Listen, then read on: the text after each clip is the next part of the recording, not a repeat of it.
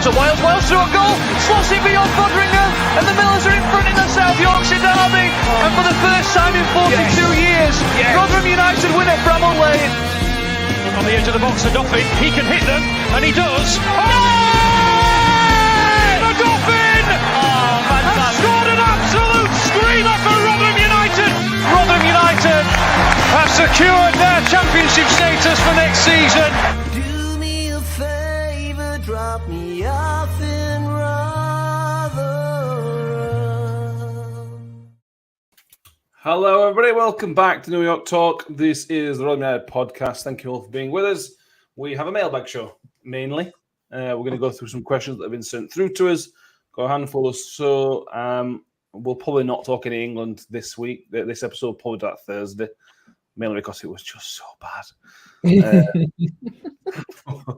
We'll get through the Rotherham United stuff that there is. This isn't a great deal, to be honest, but we'll see where it takes us. Mick, how are you doing? I'm all good, mate. Thank you. All very good. Thank you. Wonderful news. I'm very, very good. Thank you very much. Thank you, Mick. Nobody ever asked that. Thank you.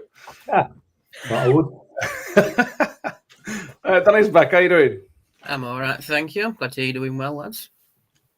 Good stuff. And Tom's back. How are we doing, Tom? Very good. Very stressed, but very good. Yeah, it's life. Yeah. YouTube user, the Millers, Stephen Senior's with us, Connor Simpson, Kenneth Bobbs, Michael Carnell, Powerman, Darren Cook, John Morell is saying the same thing as Mick. Evening, guys, on the same time as F1. Terrible planning. Yeah. See me looking that way. I'm just watching F1. Yeah. No spoilers. We'll watch it later. No spoilers, please. As engaged as always. Always. Paul Rose says, good evening. Have we all seen that Victor has had a beautiful doll at Mailer on Instagram? Yeah, and him and Sigurd had their child recently. So congratulations to Victor and the 𝐿_𝐿 clan for another member to that lot. I'm sure they're doing very, very well. Right, let's tick off first of all Rotherham United news, which is sort of news, Mick. The fans forum was announced and then it was changed. Oh God, here we go. It wasn't great. The idea of it's great. That's, we've done a fans forum. We can talk about that in a minute. That's brilliant. I mean, England have only got 3 guaranteed games this summer. Just literally only 3. They decided to try and organise one halfway through the second one, which was not really great. I mean, talk about shooting yourself in the foot. No. You know what I mean? There's loads of people have been asking for this fans forum, which, I mean, that's another subject altogether. But to then organise it at that time, I don't understand. I don't know how that happened. I mean, just mad, absolute madness. And you know, I don't want to get tinfoil hat on or anything like that, but you would have thought somebody would have gone, hang on a minute, England are playing then. But clearly they didn't, did they? No. Nobody was in the club, it would appear, unless it were done deliberately, which I can't see that happening. I can't see that being the case. But, you know, we can spread that rumour if you like, just for a laugh. But yeah, shot themselves majorly in the foot there. Yeah. I don't know what else said, Danny. It was just, you go, oh, this is good. Our fans forum, people can ask questions. The full lineup should be there. This is going to be really good. Oh, well, this is really, really bad. Yeah, and it sort of took everyone a little minute to cotton on as well. It was like, oh, yes, fan forum, brilliant. We actually get to ask Tony Stewart and Steve Evans questions if Tony Stewart actually goes to it this time. And then I was gone, hang on. 20th of July, we're playing Denmark. What time's fan forum? Oh, second half will have just kicked off when fan forum happened. Right, sound. I mean, I know Toddy's going to be supporting Scotland at the Euros, but come on, we need to have consideration for the other country that's there as well. But I'm actually quite happy they've corrected it now and pushed it back a week. So they've took fans' concerns into account and actually changed it, which is really good. But I'm all for the idea of the fans forum. It'll be fun to get it going, I think. See what they have to say ahead of next season, I think. Yes. Richard says last year's fans forum was a complete farce, so no surprise that they have cocked it up. CJ says, as we have shot ourselves in the foot many times this season, just continuing on the progression of. Surprised we've got any feet left, to be honest. Yeah, we can blame Steve Evans, Tom, I reckon, because he's Scottish, so it's his fault. Should we just agree on that? Yeah, I thought that's what Mick was going to open up with. Steve Evans' fault. I was trying to play a false 9 and all that. To be fair, Tom, I didn't even realise that Scotland have qualified for it, mate, because they qualified well. so little. Yeah, no, they may as well not have. Scotland have just drawn with Gibraltar as well, mind you. No, they beat Gibraltar, to be fair, massively 2-0, big win. No, it was 0-0 Wales, Gibraltar. It was Wales, poor Wales. Having said that, have you seen the Ironborough advert for the World? It's pretty good. Yeah. That's Maybe not PG, but definitely a 12A. It's good. Yeah. To be fair, Scotland open the tournament up on Friday, this Friday coming. So they've got they've got a job to do and get beaten by the hosts. That's their one job really of this tournament, to make sure they get beaten by the hosts on day one. See if they can manage that. You see, I'm on fence with that one. Like, obviously, I want them to lose because it's Scotland. Right, but at the same time, how funny would it be if they actually beat Germany in their own backyard? We want to play Germany. We'll beat Germany. Yeah. Of course, we want to play Germany. I want Germany to win. England chat. Let's stop. Because we'll go down a rabbit hole if we keep going, won't we, Danny? We'll talk about Friday. It'll be bad. So we'll save that for Thursday. On the thing, fans forum, Mick Shelley says regarding the fans forum, do you think any serious questions will be asked regarding last season or the training facilities? Surely Tony Stewart doesn't want to be under too much scrutiny. He asks, will the questions be handpicked? This is the issue with fans forum. It can go one of two ways. It can either go everything's sterilised and the handpicked questions. You never don't ask any real questions, or you ask real questions, and it can become a farce. Look at the Sheffield Wednesday fans forum with Chansiri. They can become an absolute farce if it goes too far the other way. Yeah, I mean they can. I mean, and thankfully, much as Tony Stewart's made some mistakes, we ain't got a Chansiri in charge, have we? So. That's one part of it. You know my views on these fans forums. I think they're pointless exercise, quite frankly. I really do. I don't think all you're going to get, I would suggest, from the club is the corporate line. We spent X amount on training facilities. Yes, it weren't good enough. Yes, we've addressed the problem, etc., etc. You're not going to find anything out that we don't already know. And I genuinely don't believe it matters what the questions are. It's a bit like, Prime Minister's question time or whatever it is, where people in positions of responsibility are asked questions. They just trot out the usual. We've addressed that problem. The thing is, it's Tony Stewart, though, isn't it? Yeah, it is. He's not going to hold back, is it? He's going to be honest, I think. It's the kind of guy he is. We'll see. I think they're pointless. And we're not going to find anything else out. So that's my view. And I might be proved completely wrong, Big Tony might shake a 7 and start shouting and bawling at everybody. I doubt it. No. Somebody will rein him in and we'll just get, we're taking our responsibilities very seriously. We're taking this season very seriously. There's money available, blah, blah, blah, blah, blah. Training ground is going to be a lot better. See you later. Yeah. We know that. Richard agrees with you. Yeah. Yeah.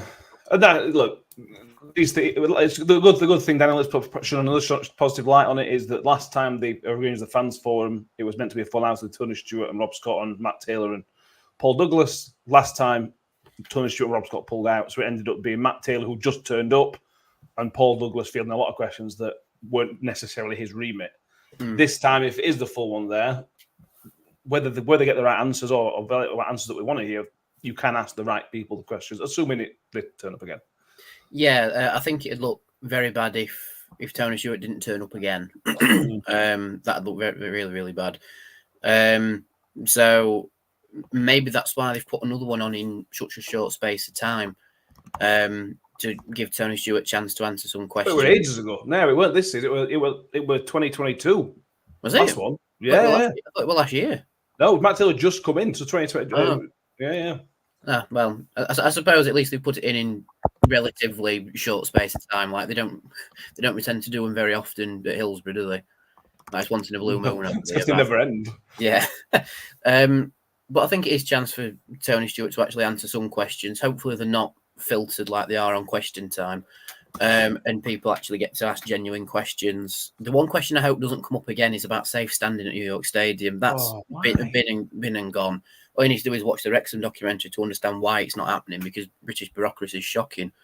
But anything else about that, I hope the right questions get answered about last season. But like Mick says, I somehow doubt they'll want to stick on it for too long.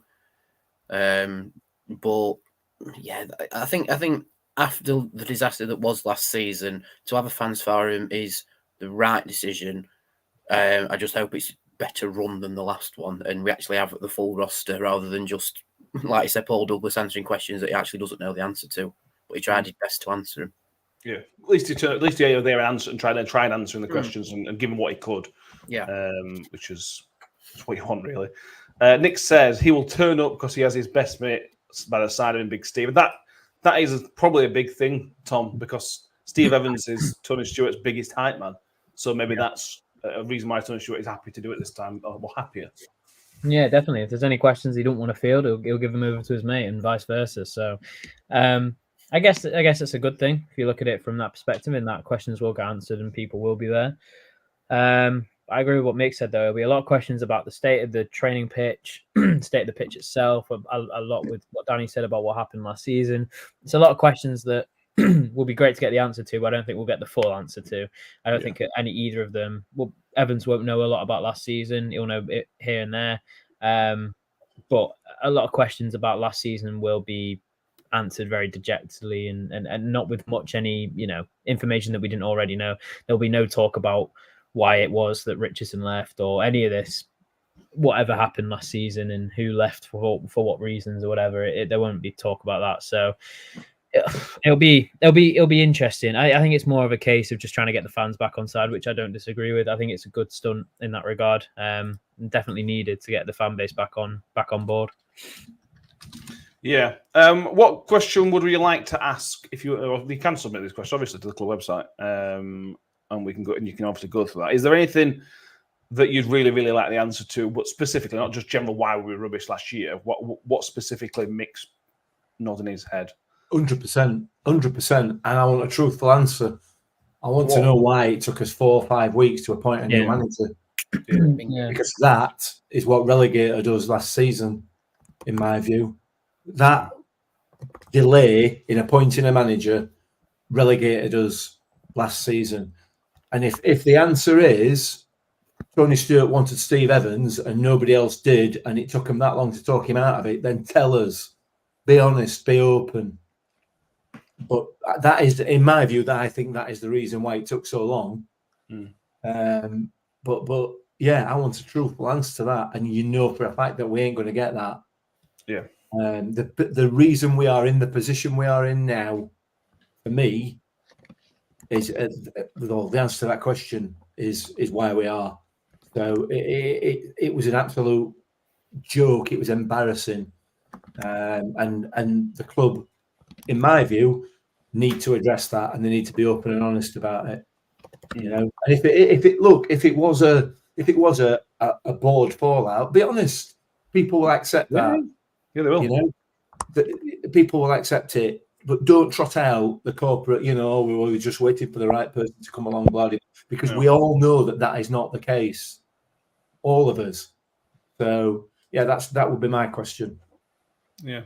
Man would feed similarly into that. Is that I'd like to know why and what the plan in future is for changes of managers. What you see at the best kind of clubs is there's a succession plan. So when Paul Warne left, there should have been a succession plan for you want to bring after Paul Warne. There clearly wasn't, because we tried to get Mark Bonner, didn't want it, and we ended up with Matt Taylor. Same kind of situation when Matt Taylor's left. There was no succession planning going forward. All the successful clubs have that. Why do we not have that in place to get a similar type of manager, similar type of personality, similar type of tactics, similar type of methods coming in? That should be in the place. I again like to get that answer, but I don't necessarily see it.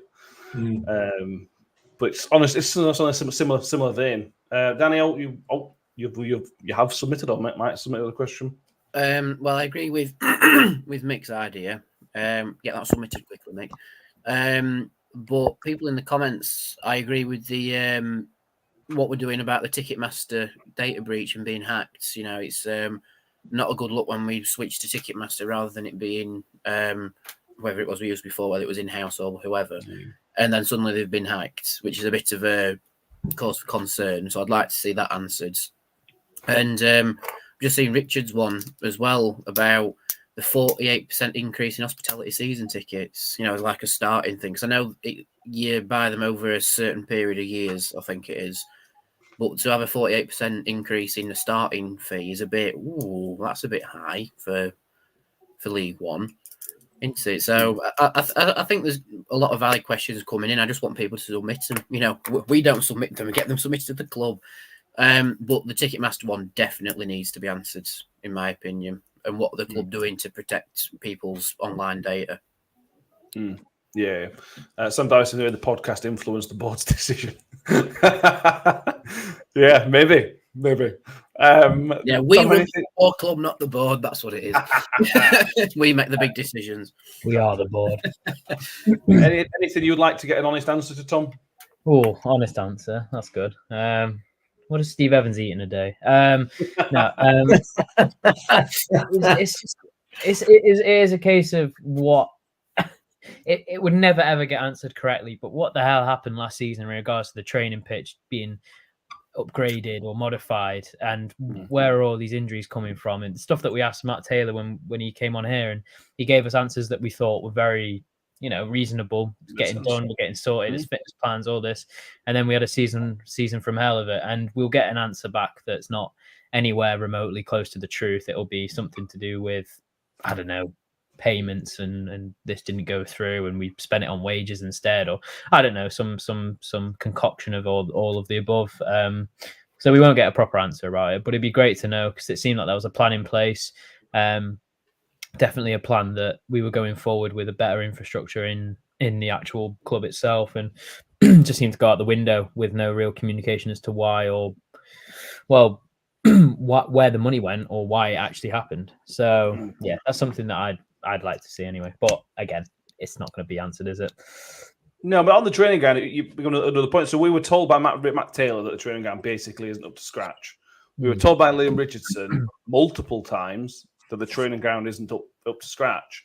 Steve Evans come in, and one of the first things he said, in fact, Rob Scott even said something about the training ground when he became director of football. That was one of the reasons, was to improve the training ground. And Steve Evans came in, and one of the first things he said was, if anybody's telling you the training ground's rubbish, then they're talking rubbish, essentially. Well, one of those, at least either three people are lying or one person's lying. So but this feeds into the problem of the information coming out of the club, doesn't it? Anyway, we could go on all night. It's one of them. Yeah, the training area is up to stand and everything. All right, why have we ripped up the pitch before the new season? Yeah. Richard says should put one of us on the board. Race Mendelist agrees. Get Mick in place. Can you imagine? Mick can be the fan liaison officer. There you go. Oh yeah, I'm all for that. What could possibly go wrong? Cheers, Ray. Yeah. Well, let's see. We'll possibly find out. We were scheduled to an episode on that Thursday. That may change because obviously at least some of us will probably be at the fans forums. That maybe that's a few weeks away, obviously. But we'll see how that goes. Let's move on. Anything else you want to briefly mention? Because we want to get through some of these fan questions that we've asked people to send in. I just want to touch on what someone said in the comments. I've lost it, but they said about the rumoured couple matches in Scotland for pre-season that they're planning on doing. I've just had a look at the dates, and the Scottish Cup group stage starts on the 13th of July, and our game against Parkgate's on the 5th. Yeah, it's very tight, so I reckon it could be a split squad playing one playing on the Tuesday, one playing on the Wednesday, for example, and playing two different teams at the same time. So that's one possibility, I think, coming out of that, or we just play two games very quickly in quick succession. Yeah, or it'd be just a really, really low level team. Yeah, which again is fine. It's pre-season. It doesn't really matter who you play against. Ray Smedley wants to know about the rumours about the Lincoln keeper. Yeah, I don't know anything about the guy himself, and all obviously the rumours that come up last hour or two really just come up. I suspect that was something just wait on. We've seen how many rumours have come and gone so far this summer. Much with the Cam Humphreys one as well. How much truth in that there's a few championship people wanting Cam Humphreys. There should be a few people wanting Cam Humphreys. There absolutely should be some championship clubs interested in Cam Humphreys. It'd be stupid not to. But and I'm not saying clubs can't afford him. I'm saying how many people are going to want to play 1.5 million, for example, for a guy, Mick, who is a great player, but he's had 2 seasons with it, had 2 pretty significant hamstring injuries in both seasons. That's going to put a lot of people off. Yeah, it is. And that's a disappointing thing about it because he's worth a lot more than that. Yeah. A fully fit Cam Humphreys is worth much, much, much more than that. His value is not going to be what it should be unless he gets a full season of a fully fit season under his belt. And then he might be, but unfortunately, he'll be out of contract with us at that point. So, I'm sure that if there are some sensible offers for him, that the club will look at him.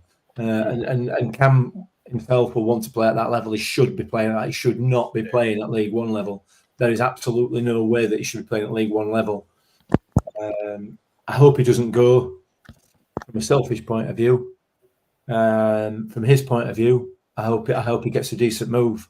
But it's the injury situation that is the issue as far as we're concerned in terms of getting a reasonable price for him. So again, it's going to be watch this space, isn't it? I don't know the sort of how good this rumor is. It'll probably be from one of these accounts that set up 2 minutes ago, and as is the first tweet, won't it, that they've got inside information. So who knows? There's probably truth behind it because these people, I'm sure, would be inquiring. Yeah, possible. Yeah, but an inquiry and a conversation, a text or a phone call is a bit different to serious interest, isn't it? Yeah. At this time of year, there'll be all kind of things like that. Tom, what do you think? It's not the end of the world if you go sell players. I know you're trying to get Teehee sold as well. I've seen that article. Telling the club to sell him. I hope nobody reads the headline and thinks I actually think that. It was just, if you read the actual article, I did not say that. It was which they've stated in there. I don't know. Anyway. But it's not in the world. If Cam goes for a bit of money, if T does go for a bit of money, that's not end of the world because you can do. Steve Evans can do an even better rebuild with more cash. Yeah, absolutely. And I think it'll entice players who are out of contract to come on a higher wage, and it works 2 ways. I think personally, I think Humphreys and TA are our 2 biggest assets. I think that's without a doubt. Both young, both got the mold of a championship player as well. I think they both handle the ball very well, cover ground really well.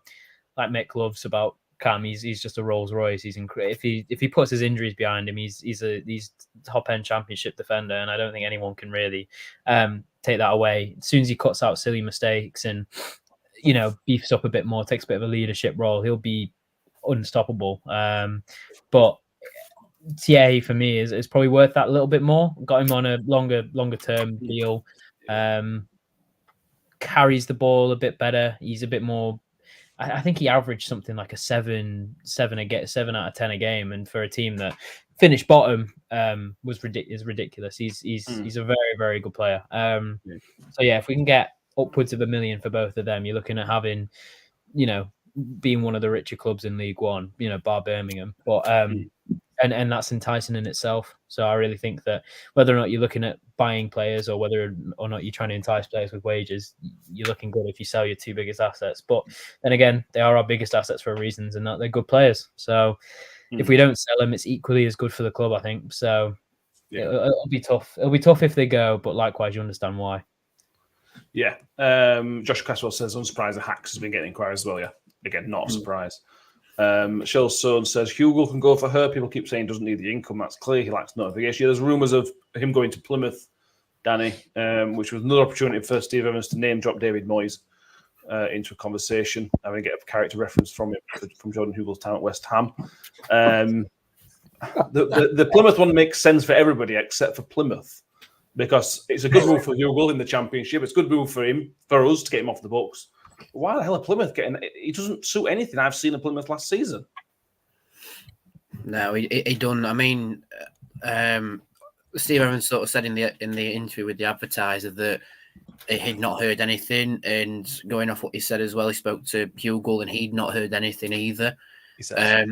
He says, but if that is the case, then I think it's just Hugo's agent trying to shuffle him off from a League One club. He's gone, where could we get him to? Oh, Plymouth, that might do. So that's sort of my opinion on it, that it's just agent talk and people have gone, ooh, about it. But like I said, Plymouth don't make any sense. You know, No. The way they played last season, well, it depends on what Wayne Rooney wants to do with them, which is still the funniest thing to happen over the summer, him becoming Plymouth manager. It depends what he wants to do with it. If he wants to have a centre forward that falls down over time, then fair enough, Hugo was your man. But at the same time, if Rooney wants to play similar football to how he was when he was Derby manager, Hugo's not the right way to go about it. Even the way he wanted to try and play at Birmingham, he tried to play the kind of ultra football, failed. Yeah. But it again doesn't suit. Yeah, exactly. So it just doesn't add up other than just agent talk, I think. Yeah, possibly. Josh Cash will ask if they're interested in Freddie coming back. Not seen anything. I've seen a tweet or two, but not anything from what I've seen is anywhere near reliable source. But he knows the league, doesn't he? He knows the league, but in my opinion, lock the door and keep him away. Yeah, well, I just thought we're just bringing back old players, aren't we? I thought, yeah, what I thought this summer. So, yeah, I don't know. We'll wait and see on that one. I saw a question. I don't know. It's gone now. Anyway, let's move on. Let's go back. I was wondering, signpost everybody. Obviously, England's Euros start. Brief England chat. England's Euros campaign starts next Sunday at 8:00. So the plan is we're going to look at doing a watch along for the England game whilst doing a normal show at 8:00 next week. Blame Tom. If this all goes badly, just blame Tom, because it's all Tom's idea. But there is logic behind this. This is Tom's idea, so I'll create Tom. We've potentially thinking about doing more watch-alongs for Rotherham games. Bear in mind, doing a lot more coverage of Rotherham, bearing in mind the Sky deal. We're looking at doing a few more watch-alongs. That we used to do in COVID times with me and Mick. So this is kind of a testing the waters to see how it goes. And again, look, we've got a scapegoat already. The thing about leadership in it is to find something to blame when it goes wrong. We've already got him. Yeah, I'll hand in my resignation. So if you want to watch the England game whilst with us as a watch along, we'll probably be on a bit early at 8:00 just to talk about the team news and whatnot. Mick, John Morell says, Mick and a watch along, will it be past the watershed? Well, it's a valid point. Yeah. It's a valid point. I think the last time we did a watch along was the Sheffield Wednesday game, though. No, yeah, it would have been the Sheffield Wednesday Freddie goal. Yeah, and that was fantastic. Which was pretty good. That was special. That was really good.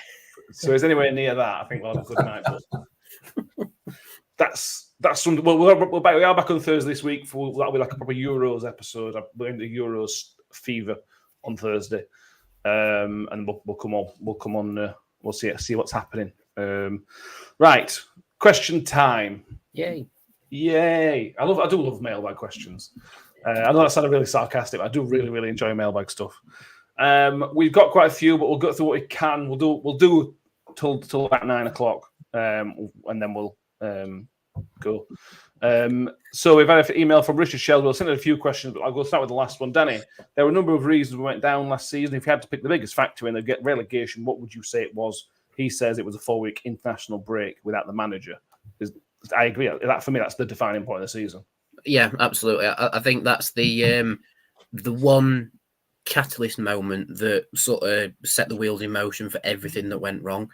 Because we all knew we'd be down the wrong end of the championship anyway. But to have that long of a period between one manager and getting the next one in, that loses you a huge amount of time for any sort of progress that you could have gotten. So yeah, it just has to be that. I mean, you can pinpoint certain things to do with Liam Richardson and to do with Matt Taylor, to be fair, but the one thing that sticks out is a 4-week wait between managers, which you can't afford to have in the Championship. Like, fair play to Wayne Carlisle for filling the void, but at the same time, the ball shouldn't have dropped with him to do that. If you were going to get rid of Matt Taylor, you should have had someone lined up to get in straight away.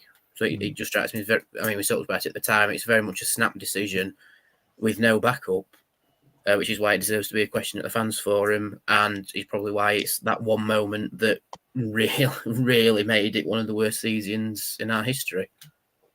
Yeah, I agree. Tom, Mick, same? Was there any other moments that stand out? Maybe Sheffield Wednesday game, maybe? Bobby Madley. Bobby Madley started the ball rolling for us in that Blackburn game, and then it just went down from then on. Went downhill from then on. And you can't blame the whole season on it. Absolutely. No, I can. Yeah. No, it's not a problem. Tom, I have no issue with it whatsoever. It's dead easy. In that case, I blame him as well. Let's just leave it at that. It were Bobby, and then when things looked okay in January, his brother Andy came along in February at the Leeds game. Yeah. It's the Madley family's fault. That's what it is. We almost certainly won't have to deal with either of them next season, which is a bonus. Just you wait. Nice. Nick on the watch along says he sticks a minute or two behind. It will ruin it. We're on BBC One, so it should be okay for you to not be behind. There's no way that everybody's going to be watching it at exactly the same time. It's just not. Well, those four will have to, otherwise it'll be stupid. Well, it'd be really funny if Nick starts celebrating and then 2 minutes later it's a tackle from Jude Bellingham. We'll have to just pick a particular moment and go, right, everyone pause and wait until we get to this moment. Yeah. Exactly. That's what we do. Right, moving on. Mick, I've got some questions numbered 1 to 8. 7. What? No, it's Len Goodman. 7. Sorry. Okay. It's my mum's fault forced me to watch Strictly. Sorry. Fair enough. This is from Steve. Who was the best player you saw live last season, Mick? Oh. I suppose there could be a Rotherham player or a non-Rotherham player. Yeah. Victor Johansson.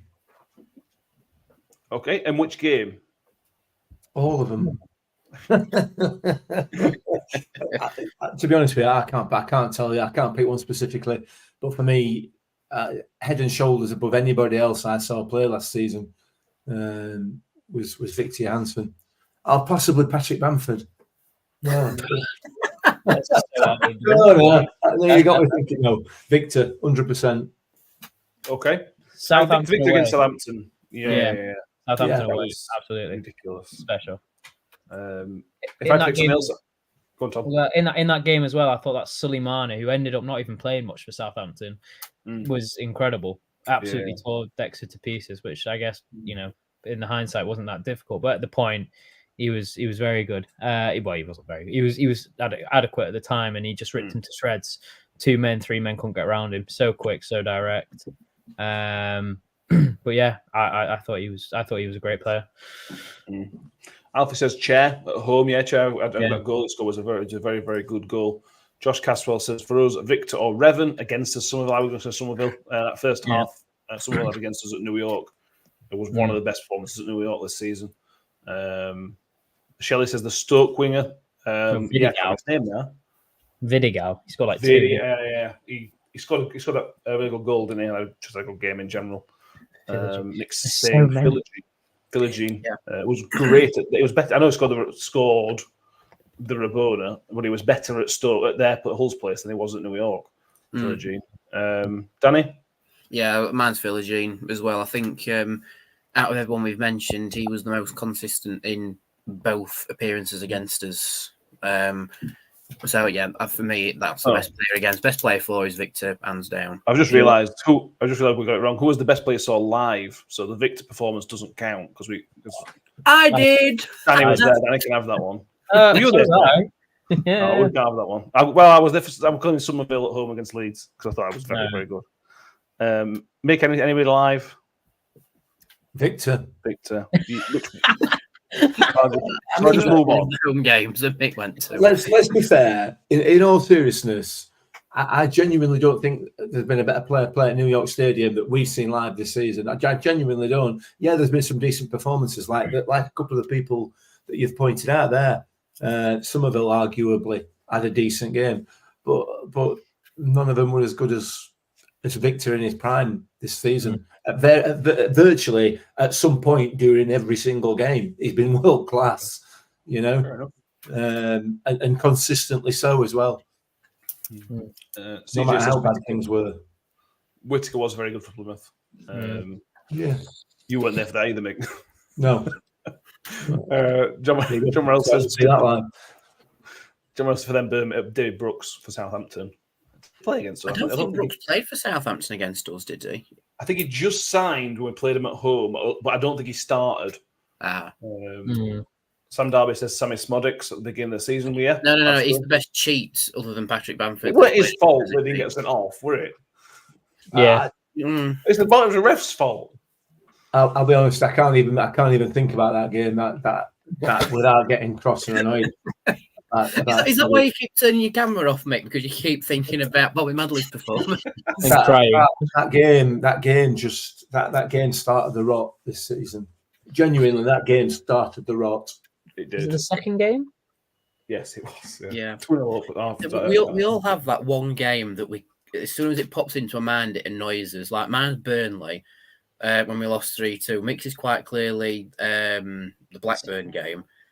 So, like, lads, what Tom and Matt, what are your two games that stick in your head and make you angry? Barnsley is the obvious one, and Victor got his face smashed in.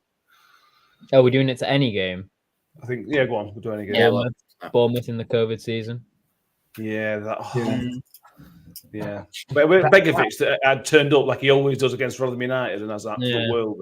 Jefferson Lerma became the most unlikable human on the planet for 90 minutes. It did.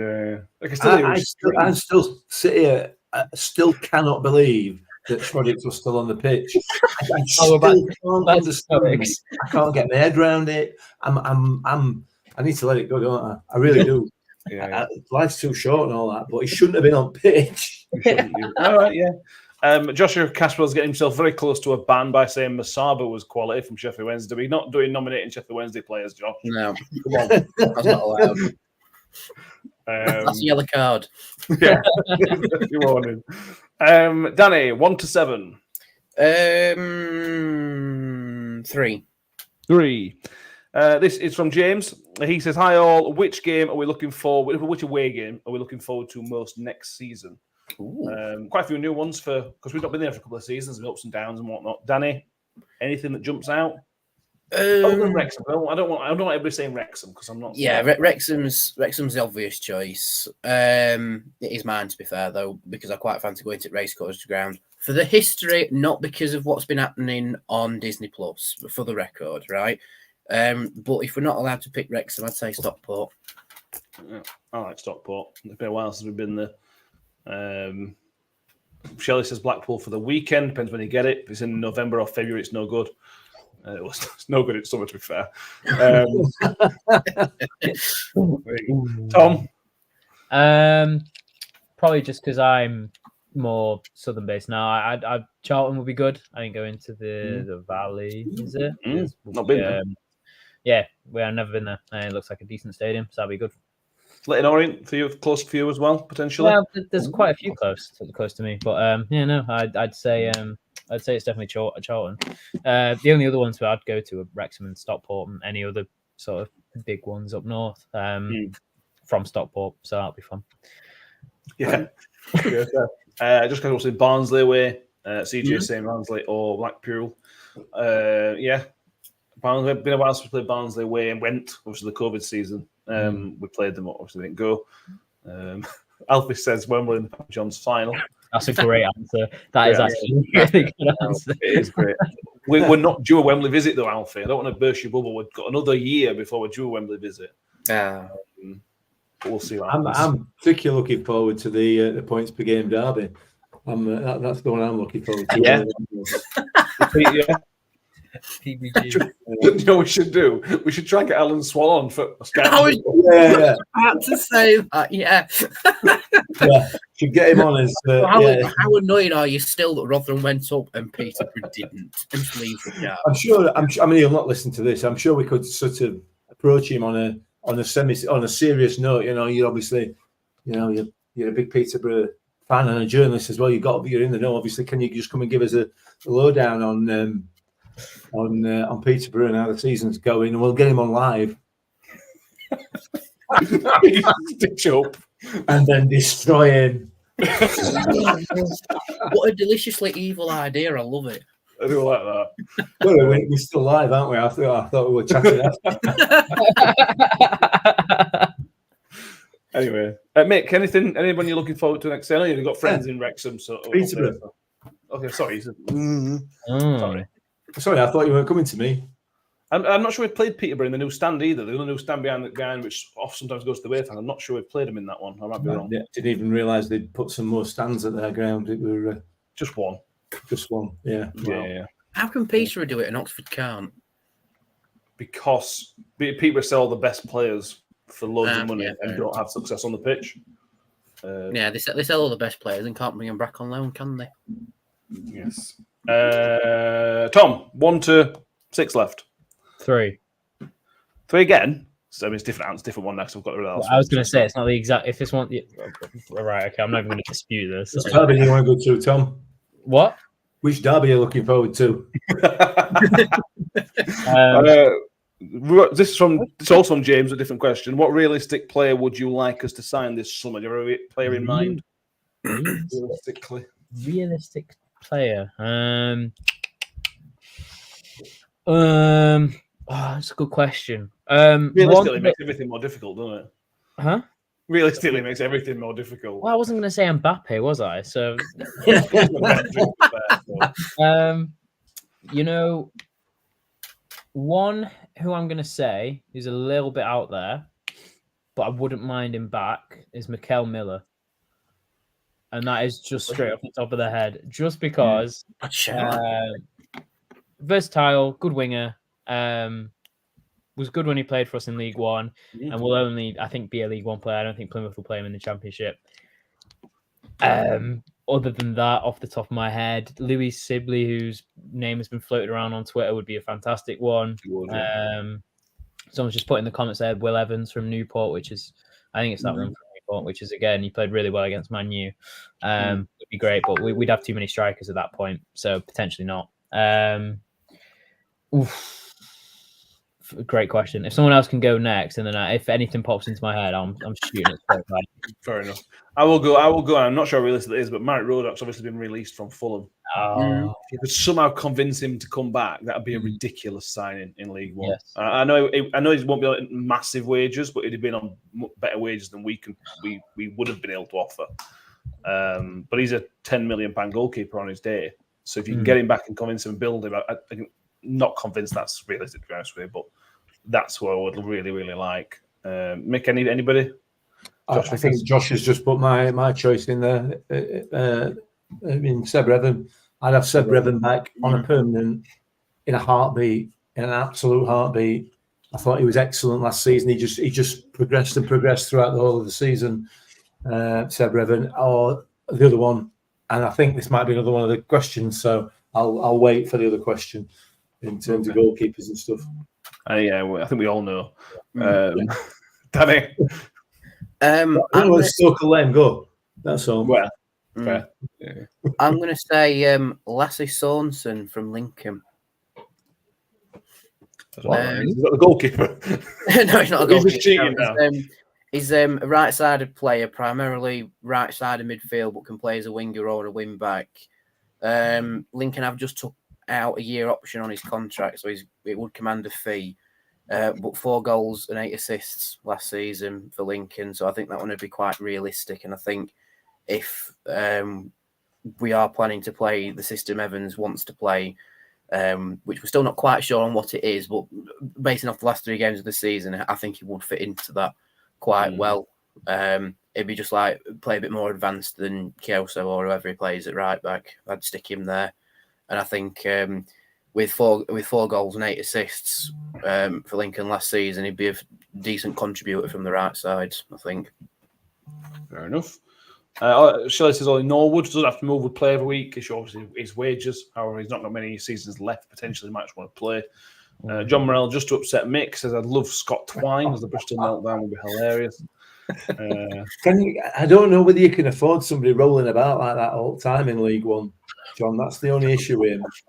He did well for McDonald's, didn't he? To be fair. And to be fair to him, he's fine during winter when it's cool, but when warm weather comes, he'll just melt in a corner, doesn't he? So, anyway, I'm going to change mine to Anthony Evans from Bristol Rovers. Okay. Good centre mid, right-sided player, consistent. Yeah, he's out of contract as well. So is he? Okay, interesting. One of Rovers. I can't imagine that Matt Taylor will want so much business with us. To be honest, might not be up to him. Exactly. If he's gone, definitely not. If he's out of contract, definitely not. So, John Morell said about Scott Twine. Yeah, it was that season that pushed. He was one of the reasons that McDonald's push was so close. He was a huge player and had an amazing season in League One. He is not a League One player. He's definitely a Championship player. Yeah. So if Birmingham get him, that would be an amazing signing.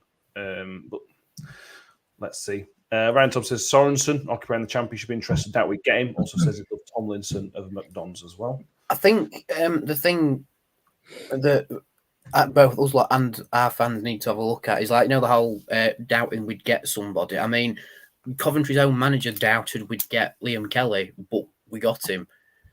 So even though we joke about it a little bit, don't underestimate the pull of Steve Evans. Oh, here we go. He's in. He's in.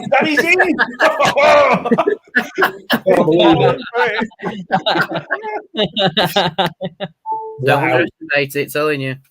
Really? I mean, Matt, that's the only hope we've got of signing Mark Rodak is the pull of Steve Evans. So is that Marek's brother or not? Yeah, the pull of Steve Evans. Anyway, sorry, Dan. Sorry, Danny. That's all right. You're over. You are. Anyway, let's move on. Mick, we've got 6 left. 1 to 6. No, 5 left. Number one.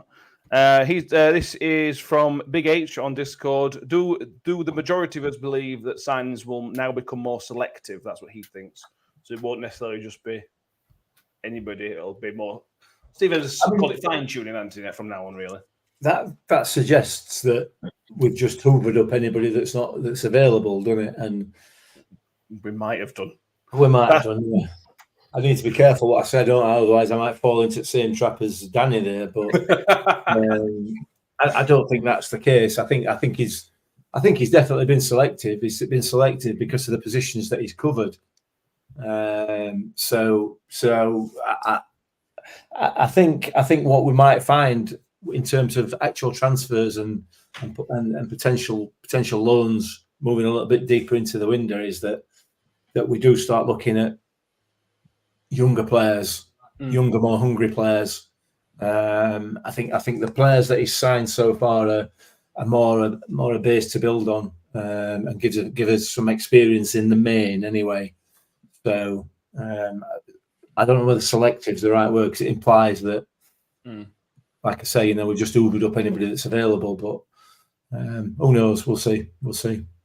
Yeah. Do you think the younger thing, Danny, is probably more accurate? I think I agree with it. It's the more younger players, the players that are going to command fees and things like that, which I think are the next step.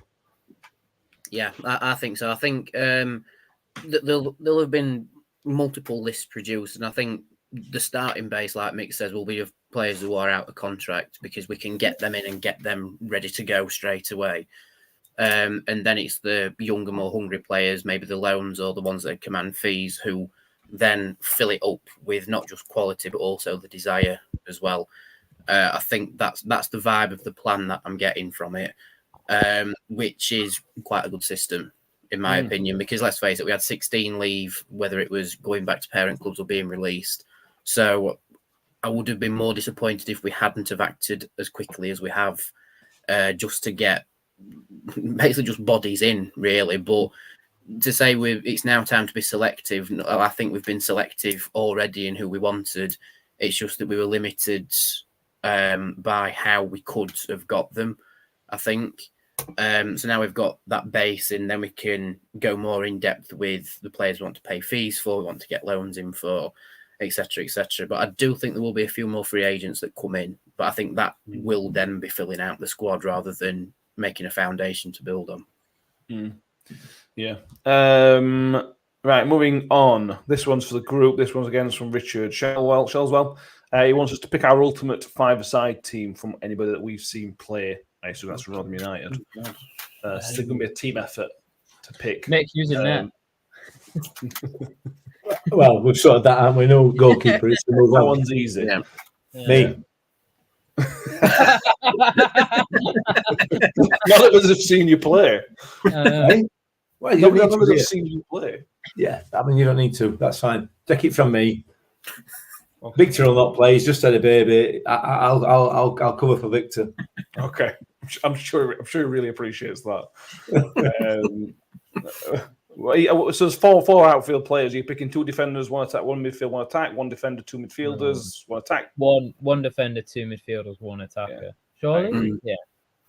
I agree. So you want a defender, Tom? Why come to? Is it based on players this season ever? It's not just any player you've seen for Rotherham United. That's Carrie Arneson. Oh, great shout! Ooh, good shout. That is a great shout for our side as well. Yeah. Yeah. Step ahead And of it's everybody else. We could do it. One person takes each position now. Okay, so it's Mick claiming. Oh no, you mean for these mid? Because there's four of us and five, and if we all agree on Victor, then you three get two midfielders and an attacker between you. Fair enough. Well, I'm going to jump in then. I'm going to say Frex in the midfield. Mm-hmm. Yeah. I'll just run around. I'll just run a bit more. That is great. Mick, Danny, who wants to jump in? I've got another midfielder for you. Tony Towner. Okay. Get Tony Towner in there. For a five-a-side, though? Are they working a five-a-side? Yeah. No, I thought he was more of a winger. That he is, but he'll just take anybody on, beat them all. Job done. Okay. Towner can get in there. Not a problem. Fair enough. So now that leaves you with strikers. Lifondra. Yeah, It's got to be Alfie. it was always going to be. Yeah. There's no height in that team apart from Arneson and Victor, but we don't. You don't need it in five-a-side. Happy days. No, my midfielder suggestion would have been Barlas, but it's like, well, it's five-a-side. You're not pinging it out to anybody, are you? No, exactly. I mean, I'm sure he'd be amazing at it, but it's not necessarily. I think there's other midfielders that might. I would definitely have Hacks on the sub bench because you can either bring him on as the midfielder if you need defensive support, or you can just swap in and out in defence. I've thought about this. You need a sub. To be fair, you do need a sub normally. In fact, at least one sub in five-a-side. Alfie says Cafu doesn't have to run. That's true. That is actually not the worst shout I've ever heard. Do you remember beach football that used to be on like Eurosport or whatever? Like if they brought that back, Cafu could be beach football for Portugal, and it'd be amazing. But yeah, Josh Caswell says Victor, Cam, Tav, Barlas, and Chio. I think that's a good set. Ryan Thompson's giving us the pick for Volks. Has to be in there. Tough tackle, score screamer. He would be a classic Thursday night five-a-side player when he will Volks. Yeah, would you? Yeah. It'd belt you up in air, but then pull you back up and shake your hand because it's just a football, mate. Yeah. Kelly Fobbs wants Dave Watson. Dave Watson better than Arnie. I wouldn't be surprised that anybody that's seen Dave Watson play probably say the same, sadly, before our time. Yeah. But you don't hear anything but good things. Chris Page says, hi, all, Freddie for the goal. Freddie be a good shout. He's not as good as Alfie, but for similar reasons, Freddie's a good shout. I'd put Graben up there as well. I always thought he was quite a poacher. Yeah, I think more to his game than that, though. He's more. Yeah, he can stretch the pitch. No Alfie, though, is he? No, he's not. No, he's not. No. He's available, by the way. If Steve Evans wants to go back really, really back in time, Alfie's available. I'd take him in a heartbeat, you know. Yeah. Heartbeat. No offense to Alfie, because I didn't actually get to see him play, but however, I'd love to see him play just for nostalgia purposes, for like to see the club nostalgia. But I do think, given his age, he would be the one to come in and fill up the rest of the squad. I think So it might be a little bit of time before we see Alfie back in a Rotherham shirt. But with the influence this podcast seems to have on the football club, let's start the rumours here. Indeed. Or Alfie, if you don't get a club, you could just come on. We'll sign your podcast. There was no fee. Yeah. You could come on You and won't get paid. you won't get paid. No, you'll get paid in affection. Virtual. That's all we can offer you, I'm afraid. But yeah, there we You go. could still do a job at League One level, Alfie. Maybe not full games, but you could still score your goals. Yeah, I agree. No doubt. Shelley says, Victor, he says, Guy Branston, 5-side knee strength. Yes. He says, Alfie, Tavs, and Trevor Berry. And Trevor Berry is a great shout, to be fair. And he's with the kind of places. Yeah, that is a really, really good shout. Trevor Berry was one of my first favourite players. And the goal at Burnley speaks for itself, doesn't it? Yeah. Probably 5 minutes or so left, so we've got time for a couple more questions. Mick, we've got 1 to 4 left. 2. This is from Alfie Not. This is one you all had a bit of homework for. All the current players and staff go out on a night out. Who do you think would be the biggest laugh and who would end up going home first? So I think going home first. Go on. Oh, I've got one, and if you don't agree with it, then you don't know. It has to be Eves. Going home first? No. Biggest laugh. Biggest laugh, yeah. Yeah. It has to be. I think Ollie would be the first home because I think he'd go hard early and it'll just be a bit too much for him.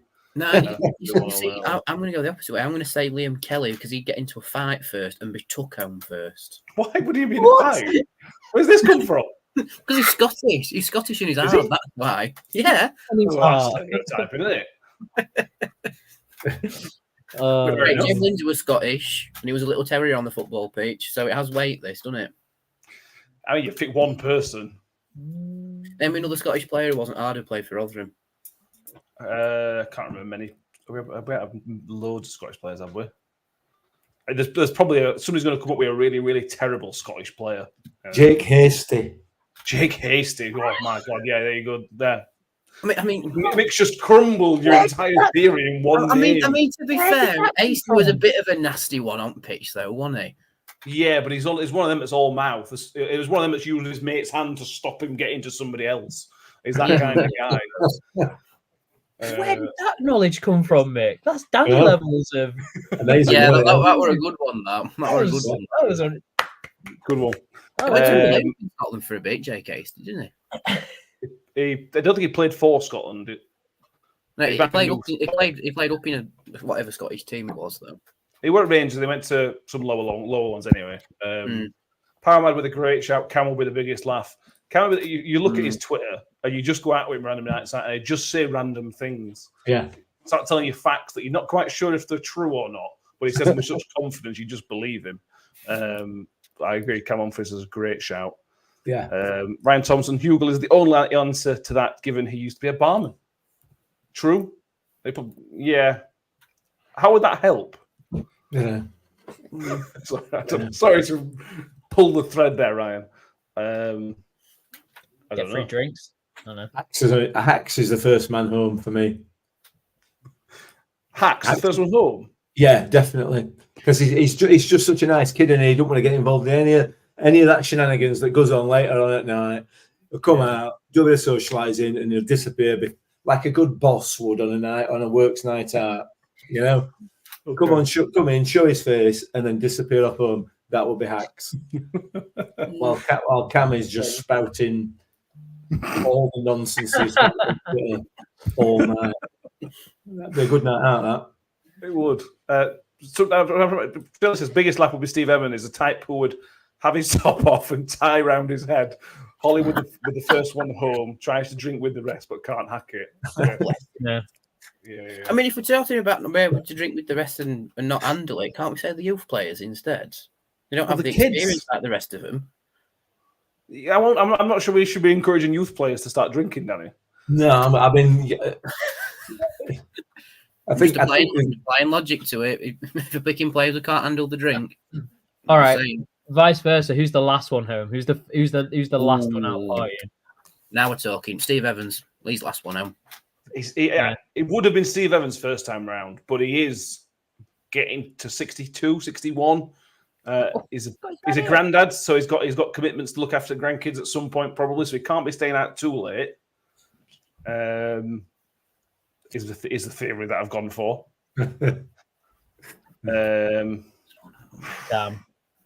Cam. Yeah. Cam's one of them that just as annoyingly. If you start at night, it's great fun. Cam's always so funny, and it gets to 2 o'clock in the morning, and Cam just shut up. Just stop, Cam. Just stop. Yeah, I think Cam a bit last. You've told me this story 3 times, Cam. Well, I'll tell you again. Yeah. I don't care anymore, Cam. I just want to go home. Yeah.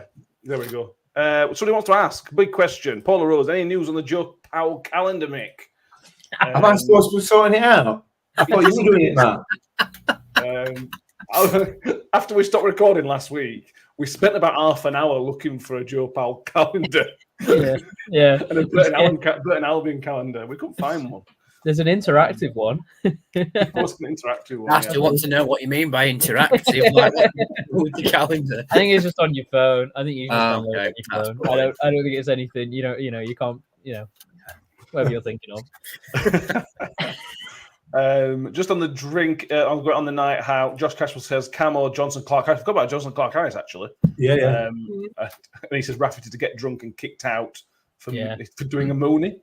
Have you seen that or video? something like that. Have you seen that video when they got promoted and you did a Mooney? Yeah. Okay. Good. In case anyone Alfie didn't know asks the if reference. Tony Stewart staff. Good question. Probably not. And Shelley says Tom Eves can imagine that Scouse accent ripping the P for everyone going home. Yeah. Right.